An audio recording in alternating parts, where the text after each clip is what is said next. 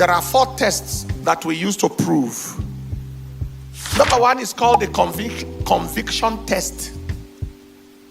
The conviction test is the particular thing that convinced you that this is the man, whatever it is that convinced you.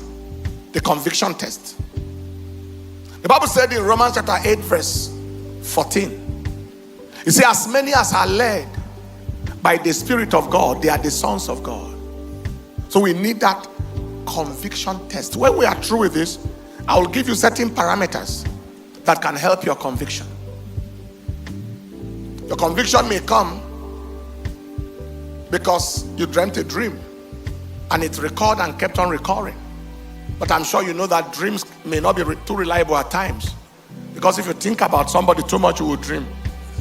Even if the dream does not come, your mind brought it. All right? So please sit down. Maybe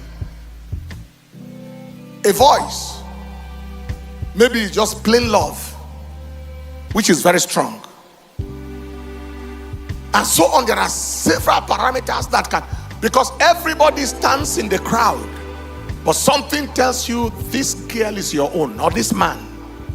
That conviction must be solid. Number 2 is the peace test. At the thought of this person, your heart is at peace. There are relationships that you think about and you are afraid. The thought of marriage frightens you, especially marrying the particular person. Now, this fear may also come if you are from a home that is so bad and you are already afraid of marriage. That should be dealt with separately. But where that is not the case, your heart is at peace. Philippians chapter 4 verse 6 and verse 7. The Bible said, be careful for nothing, but in everything by prayer and supplication with thanksgiving, let your requests be made known unto God, and the peace of God, which passeth all understanding, shall keep your heart. So you are at peace. Your brother James, you are thinking of sister Jane, and at the thought you are at peace. Your brother Paul, you are thinking of sister Becky, and vice versa. You are at peace. You are at rest. That is peace test. The relationship must pass the conviction test. Sit down and pass the peace test. Number 3 is the love test. Love. That is love that is unconditional. You don't even know it has nothing to do with beauty or handsomeness. It has nothing to do with money or no money. But one thing is sure, love fills your heart for this person. Not just likeness now. It's not connected, it's not a soul tie. There's no immorality, no kissing or any of the things like that. But just filled. The love of God that is pure, holy.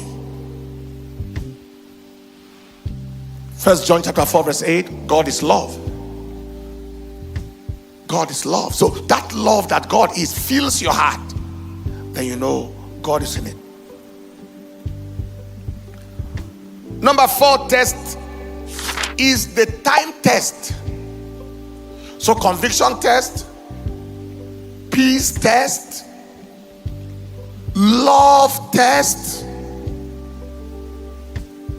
One day, a young lady came to me. She's married now. And she told me about a man she wants to marry. I said, do you love the man? You really, really love the man? She said, I can't tell. She was so innocent. She said, I don't know. She said, I have seen somebody to marry. You love him? You love yourself? You love the man, right? She said, I don't know.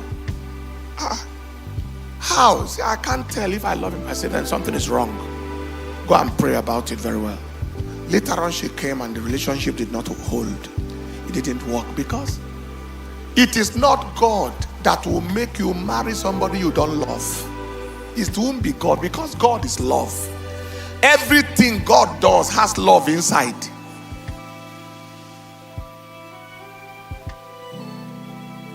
After the love test, first of all, what was the number one test? Number two, number three, and number four is time test. Time.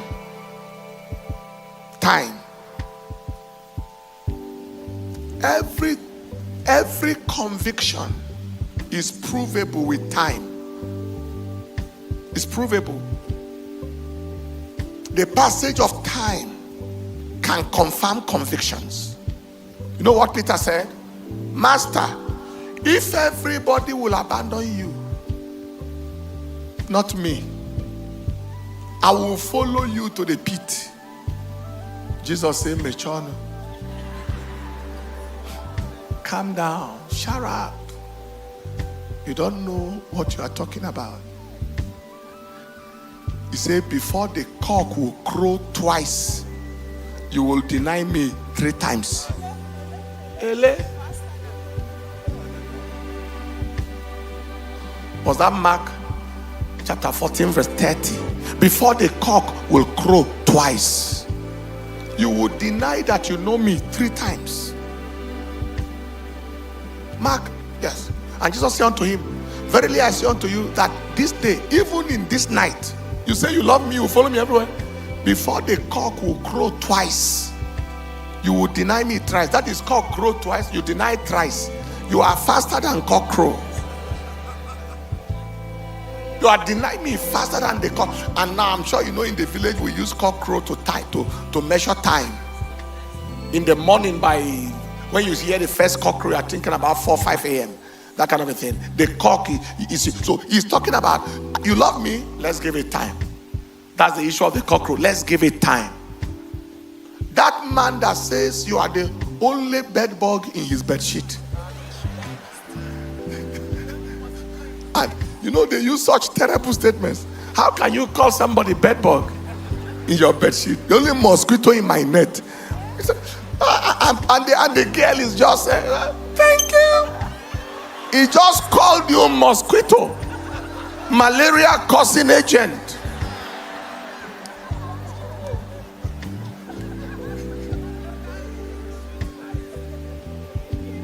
That is the only disturbance in my life. When last did you enjoy mosquito in your net? All right, that same person, just give it time. See, when we say people to hold on a little bit, our people say they are trying to save the head of chicken. He say they are denying him corn. Because the corn is on the highway, motor is passing, motor. You say move. Say don't deny me that corn.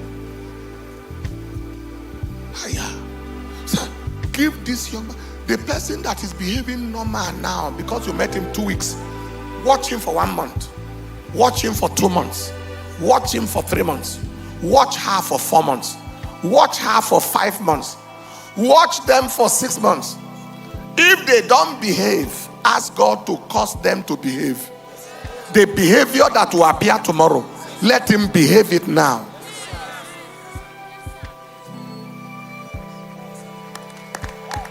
Anyway, this guy or this girl will manifest tomorrow. I need a manifestation now so I can make up my mind.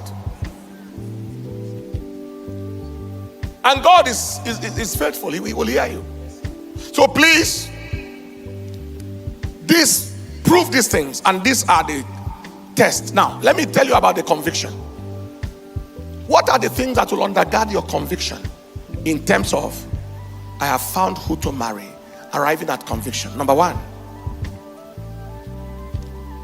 your conviction is strengthened or confirmed. What kind of person is a person that confirms your conviction? Number 1, people whose vision align with yours. They speak your language. I'm not talking of dialect or tribe now. The language of vision. Their visions align. When you begin to talk, it's as if you and them have shared the note before. The kind of thing you want to do with your life is what they are talking about. What has occupied your life all these years is what they are talking about. People whose vision align with your vision. Number 2, people with whom, Amos 3 verse 3 says, how can two walk together except they be agreed? That applies for the first point and also for the second point. Number 2, you see, so when now your vision is to serve God on a full-time basis, and the girl's vision is to marry a politician.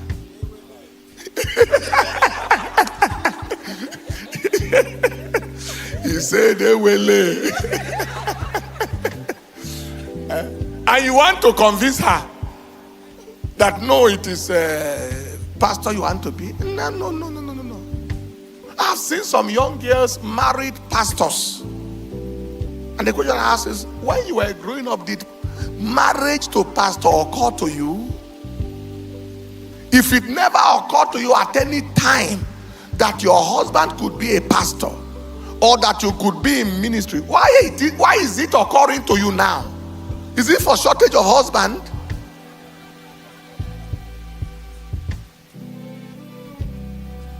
People whose vision aligns with yours. Number 2, people with whom you quickly come into agreement.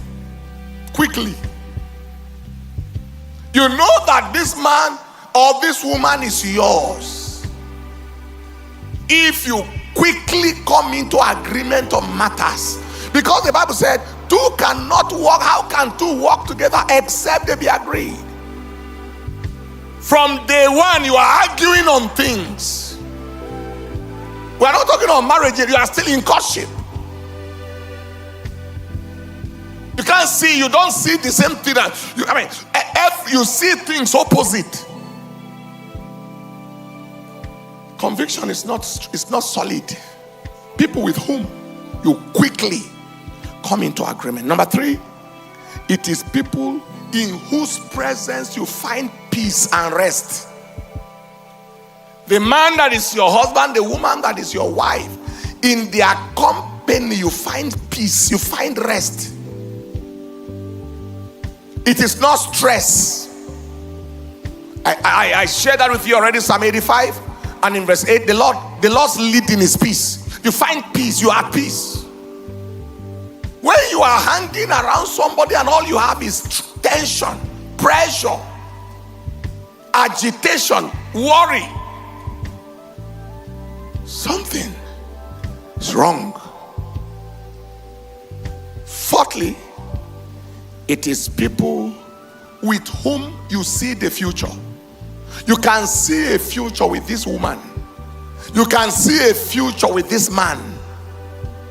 He may not have money today. He may not look like he has anything now. But with this guy, you perceive a future. I didn't have a car or have anything when my wife met me, but she saw a future. Massive future.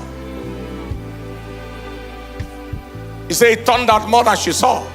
Truly. That's true. Do you understand what I'm talking about? You should see a future. When you are connected to somebody, you can't perceive any tomorrow. That is, by the time tomorrow arrives, marriage is over. You don't see 20 years together. You can't see 25 years together. You can't see forever together. People with whom you see a future. Ruth chapter 1 verse 16. Ruth saw her future with Naomi. Your God shall be my God. Where you die, I will die. Nothing, me and you, nothing can separate us. It's like sun and shadow. It's like tortoise and shell. Where you die, I will die. Nothing. I am tied to you for life. In fact, your husband or your wife is the person you don't see a future without. Yeah. Literally. Like Ruth. It's like, I cannot foresee a future if I'm not, without you being in my cycle. You see a future together, you literally can't see a future without.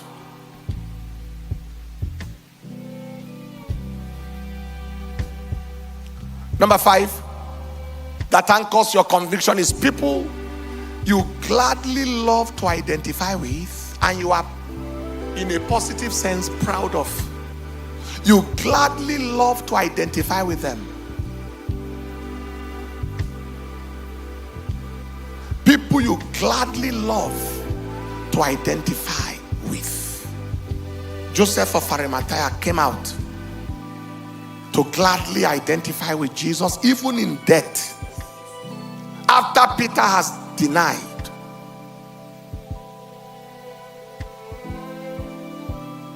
Thomas, who denied? Peter denied. Thomas doubted. Judas betrayed. He came out publicly, beat his chest. Matthew 27:57. I am with that man. I've seen a lot of women marry men they are not proud of. Men they are not, they are ashamed to identify with. Huh? One woman told a story. Very, very, very, very funny story. The story is not funny. Sorry, I'm using the wrong word. Very, very bad story.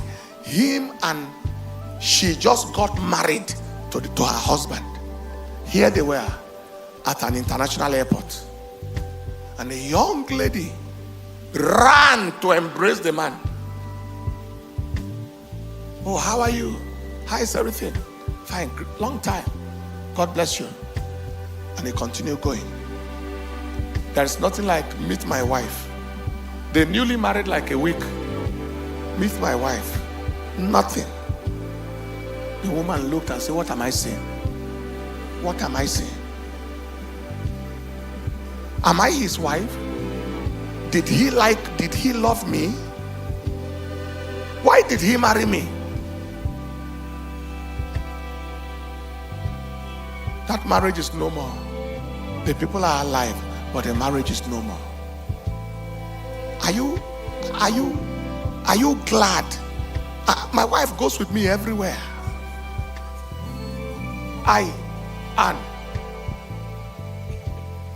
And in a sense, I feel something is amiss if she's not there. But there are many times I even beg her, okay, the journey is too stressful. Can you relax? You say, I like your company. That's what she said. I like your company. I don't want to be away. I don't want to even go and watch it later. I want to be there. Am I communicating at all? And I said, when we came back from one of the crusades, I said, try and go and sleep now.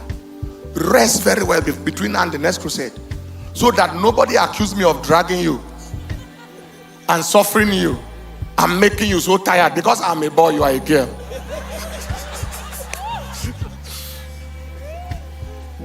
She said, okay, supposing I say I will not go with you. I said, no, it's not possible. You are going.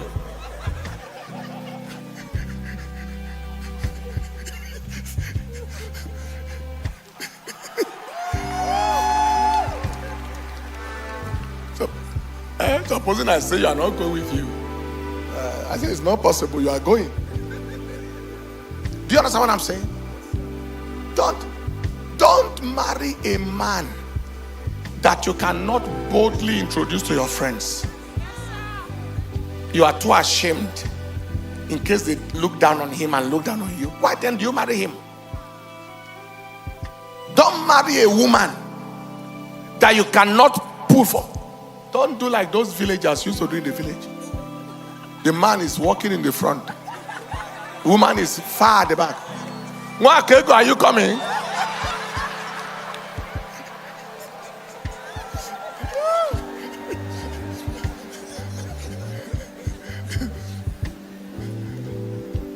Those local, are you coming? If I too.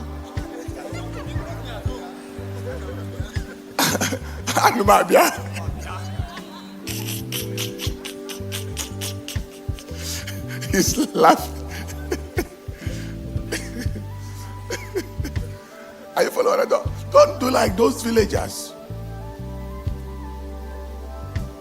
People you gladly love to identify with, and you are proud of in a positive sense. Number 6, that will help your conviction is people or the person that you are physically attracted to. Physically, you both love and like their person. That is on a physical note. Because you may enter the relationship by the leading of the Lord and by spiritual leading, but relationship is maintained by physicality. Oh yeah, physicalness. Men have eyes, and the purpose of the eyes is to see. Women have ears, and the ears hear. That is, you like their person. That's I like you. You love them, you also like them. Love can be highly spiritual, but like is highly physical. I am happy to be with you.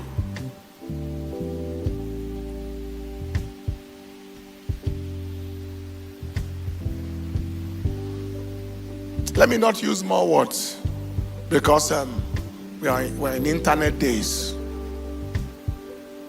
Anybody you don't love or like physically, that it appears as if you are just forcing yourself to marry, your disaster happens when you see somebody you like more than them in the future. That's what happens in polygamy. That's what happens in divorce. That's what happens in separation. The man leaves the house and is spending time outside, and children and parents children and wife can't see the father. Vice versa. Like, marry whom you are physically attracted to. You love them, you like them. It will help your conviction. Taking so much time on this, how many of you think it's important? You think it's important? Finally, there should be people you can vouch for in terms of their relationship with God, character, and trustability. They are trustable. People you can vouch, that is you, not anybody. Not anybody, that's you yourself interacting with them. You can vouch for them in terms of their relationship with God, character, and trustability. That is, you can confirm that you are in relationship with a genuine Christian. You are in relationship with a true Christian. When the man begins to ask you for keys, that is when alarm should begin to blow in your head. You are not married. When the girl is saying, "Are you a man at all?" and all of that, alarm should be ringing. When you and him went to buy something and they overpaid him, he kept the change. That is when alarm should be ringing in your head. When he's making a phone call, he's in Wuse Market, and you are standing with him. "Yes, I am at the airport now. I'm trying to find out. I want to find out the flight that I told you. I'll be coming. I'm at the airport now." And you are standing with him.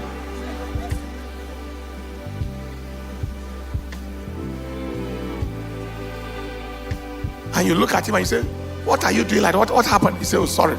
I just had to tell him like that." And you continue with such a devil agent. That's when the alarm should begin to blow in your head. Alarm went off. Like my alarm is ringing now. It's ringing that I've already preached for 40 minutes.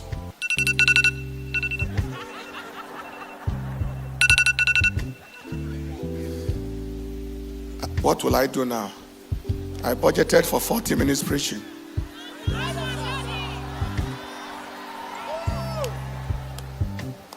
Hallelujah. You see, when alarm rings, you take action. That's what I'm doing now. But you cannot vouch for this person. He's not only lying to people, he's lying to you. And you are seeing it. You can't vouch for his character. You can't vouch for his trustability, that this person can be trusted. Whether they are man or woman, your conviction is not sure. It shakes your conviction. These 7 tests,